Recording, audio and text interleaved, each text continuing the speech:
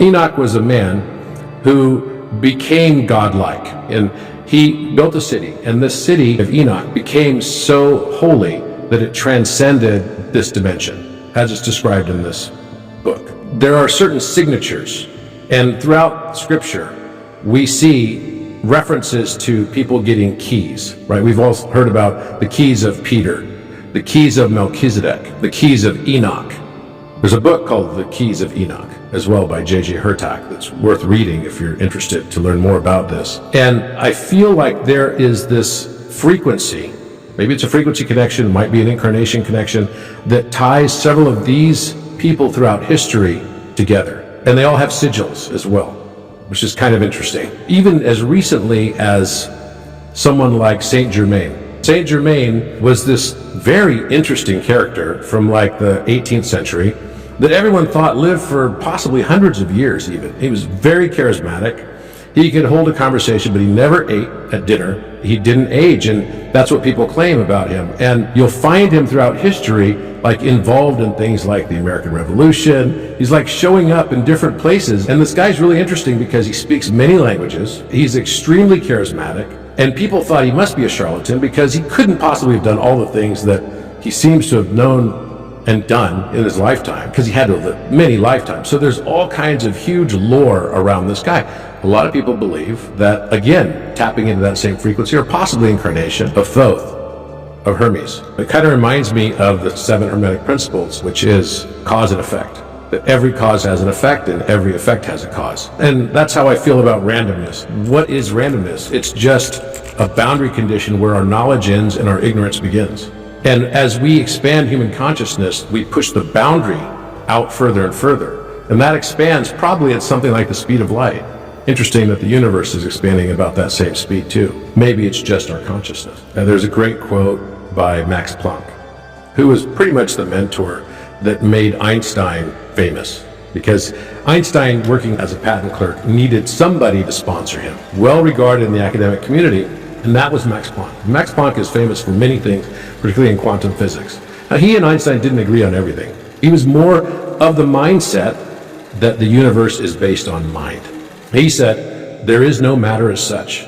We must conclude that at the base of everything is really just a conscious mind. And when you think about it in those terms, you start to then realize, and that's why I've kind of come to the conclusion that we have a you and you have a you inverse around you. So all of it is a mental construct. We cannot separate.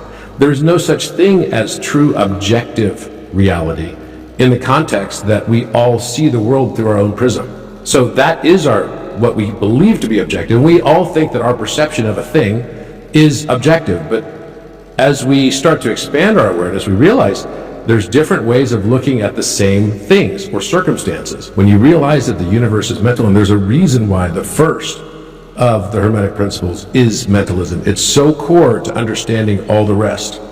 Each stacks on each other.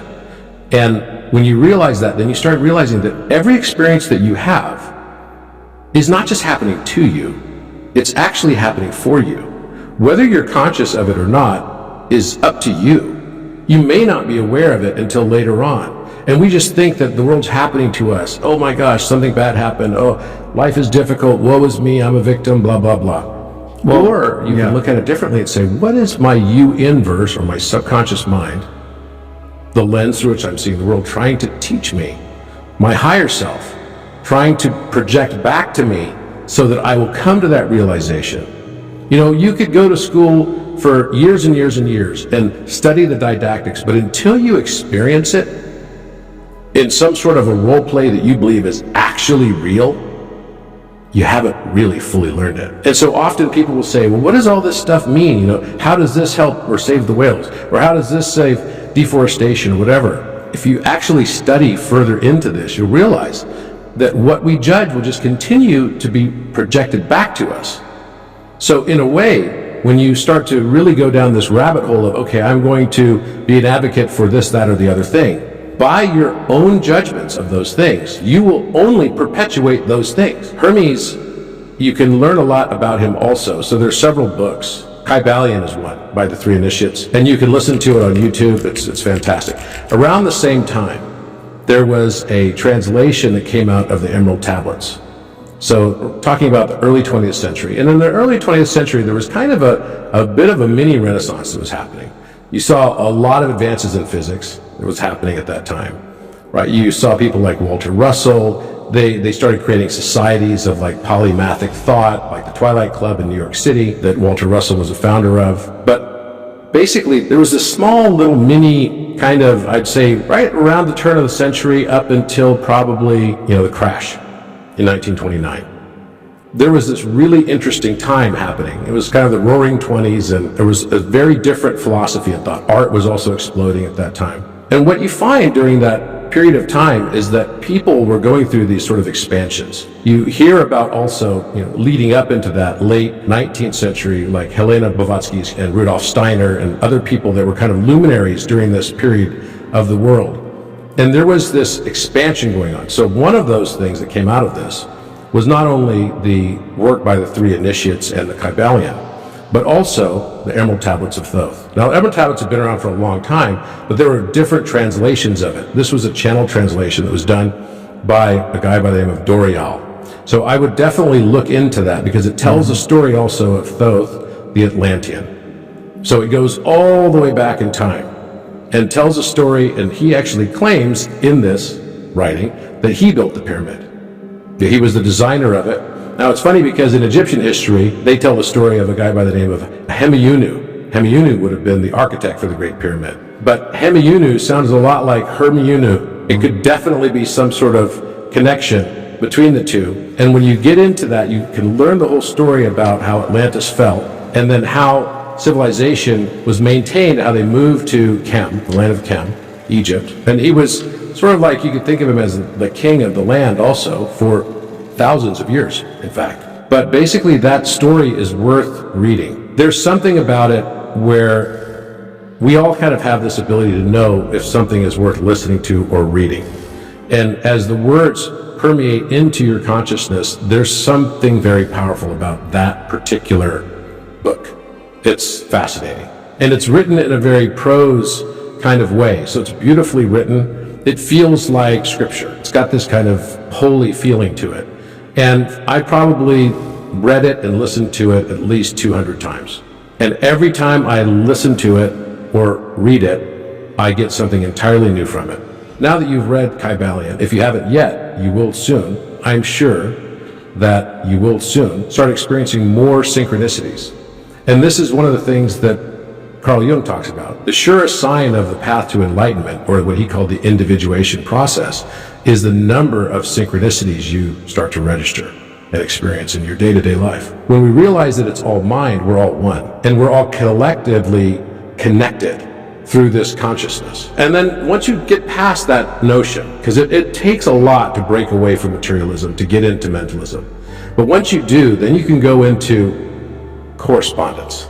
And that's the second principle of 7 Hermetic principles. And correspondence is embodied in the statement, as above, so below. What does that mean? I think the first place that I started to recognize that was before I even really knew much about any of this. I started to study fractal geometry. And what does fractal geometry even mean?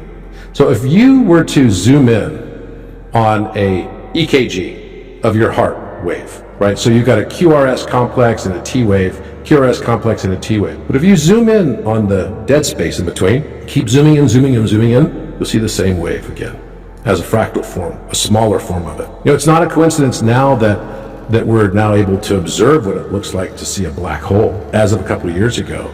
And when that photograph got released on the internet of that, I can't remember her name, the woman who basically was doing the research and caught a photograph of a black hole. We're finding, again, we're pushing that boundary of ignorance farther and farther out, right? We still don't understand what is dark matter, what is dark energy. And as we start to understand this dark matter, dark energy, maybe this is really just an analog for the own aspects of our own subconscious mind we are yet to become consciously aware of. I think there's, amongst large circles within some of the physics community, as you continue to go further and further into this, we could go down this reductionistic path and just realize that every time we look for something, whatever we're looking for, we will find. what we get in this world is not necessarily what we deserve in life, it's what we expected that we were going to get. Whether you expected it consciously or you expected it subconsciously and that manifested in anxiety, you are creating the living circumstance that we have on a day-to-day basis. 90% of what happens to us is not actually what happens to us. It's what we believed happened to us. Again, that's getting to that mental space of it's a mental universe. So what can I learn from this experience? Why am I projecting this experience? Or why am I seeing it through this prism? What is it that I can learn from this? So in that context, every person you meet, you can learn something from. Every circumstance that comes up, you can find a synchronicity in it or not. It's up to you.